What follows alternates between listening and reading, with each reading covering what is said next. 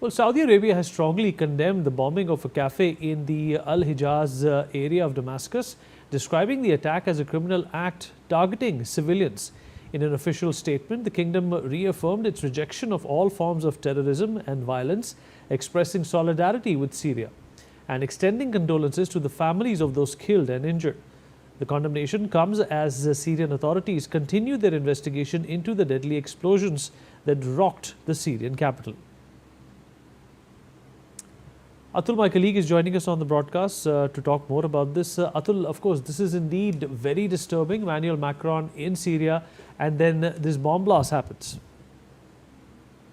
Well, exactly, quite disturbing given the fact that, there has been a process that was kicked in by the French president to bring Syrian, the Syrian economy to mainstream normalcy to Syrians when it comes to a Syrian government, when it comes to trade and investments. And that is why he is on this tour with a business delegate. But what is, sort of has shadowed his visit is these twin bomb blasts. Now, what we're learning is that obviously there were twin bomb blasts that, that has obviously injured at least, over 2,000 people.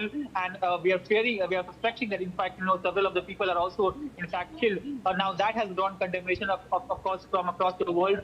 Saudi Arabia also joining in the condemnation. But however, the good point is that the French president has continued his visit and programs as it was planned, despite those, bomb attacks. Atul, stay with us. Some more breaking news coming in.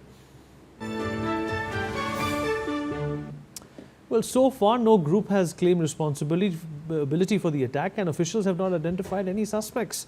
The incident has raised fresh concerns over security in the Syrian capital as investigators work to determine who was behind the coordinated explosions. Atul, as we know that nobody has claimed responsibility for this kind of an attack. What has been the reaction from French authorities to this attack very close to the president?